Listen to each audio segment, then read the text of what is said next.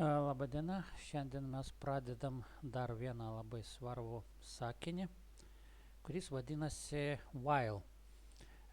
Ką leidžia šitas sakinys? Šitas sakinys leidžia tam tikrą bloką veiksmų kartuoti. Jeigu if sakinys mums leidžia pasirinkti tam tikras alternatyvas priklausomai nuo sąlygos, tai while sakinys leidžia irgi pagal tam tikrą sąlygą, jeigu ta sąlyga patenkinta, atlikti vieną arba daugiau tam tikrų veiksmų, juos kartuojant tol, kol bus patenkinta šita sąlyga.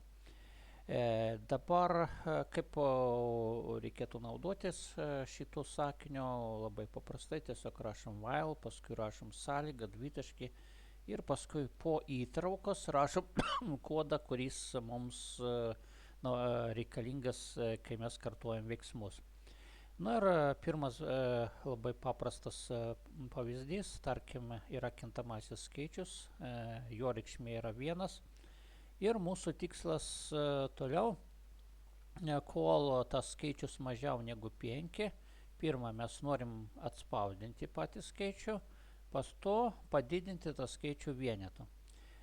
Pabandom šitą kodą paleisti, tuoj pas mus čia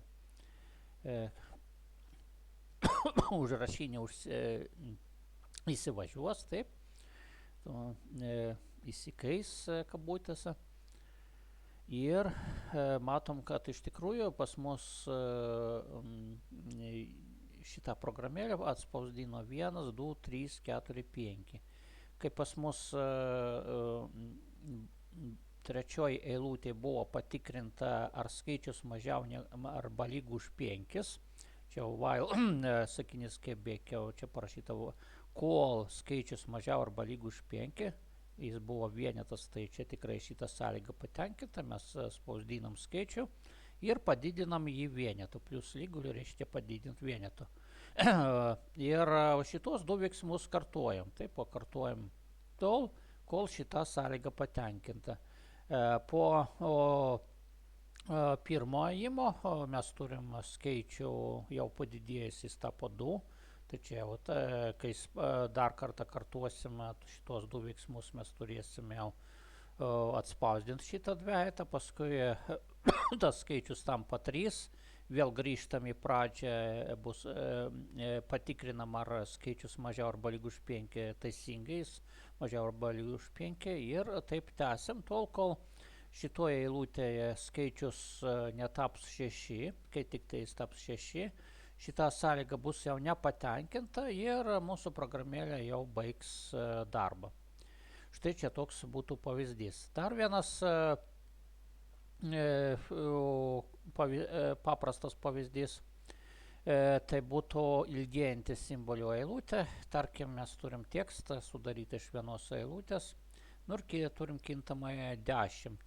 Dabar, kol eilutės ilgis len nuo txt mažiau negu kiek, mes darom du veiksmus.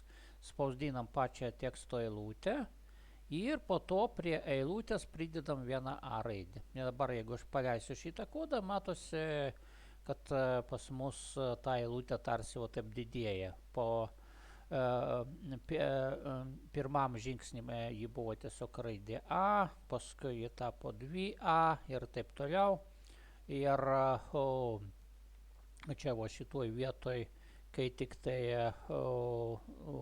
mūsų eilutė, kiek čia pas mus 1, 2, 3 plus 4, 7 plus 2, 9, kai atspausdino 9 simbolio eilutę, taip, jį padilgėjo iki 10 simbolių, buvo tikrinama šitą sąlygą, ar ilgis mažiau negu 10, ilgis pas mus tapo 10, 10 negali būti mažiau negu 10, tai ir baigėsi jau mūsų spausdinimas. O štai čia toks būtų pavyzdys. Dabar šiek tiek sudėtingesnių pavyzdžių panagrinėkim. Tarkim, reikia parašyti programėlę, kur prašoma išvesti stulpelių sveikų skaičių seko 5, 7, 9 ir taip toliau iki 25.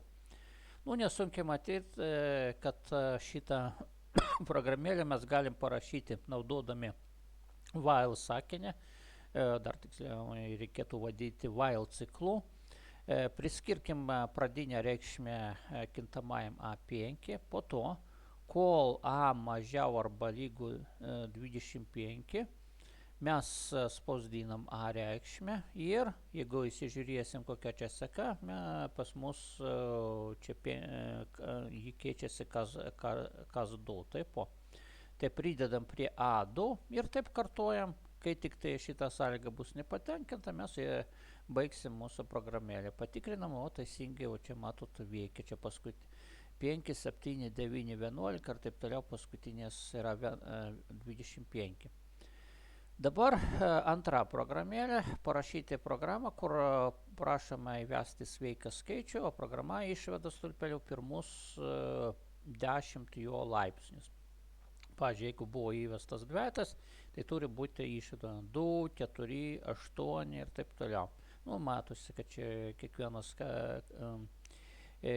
kartą dvigubai didesnis skaičius, čia laipsnį praktiškai to skaičiaus dvejeto, jeigu būtų įvesta 2. Kaip šitą išspręsti problemėlę?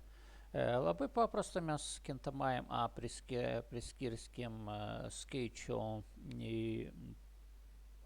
kurį mes įvesim iš klaviatūros. Toliau kintamajam kelintas laikysim kelintą laipsnį mes jau čia turim. Ir tol, kol kelintas, tai yra laipsnis mažiau arba lygu už 10, ką mes darom? Mes spausdinam A pakeltą to laipsnių ir toliau pereinam prie kito laipsnio, čia va kelintas plus lygu 1. Jeigu aš šitą paleisiu programėlę ir jeigu įvesiu čia 2, tai pas mus kaip tik ir gavosi šitokia sekutė. Dabar jeigu aš čia įvesiu 3, tai čia būtų trejeto laipsnį. Gerai, tai šitoj vietoj mes kol kas sustuosim, taip, o kitam filmukė mes pratęsim mūsų pavyzdžių nagrinėjimą.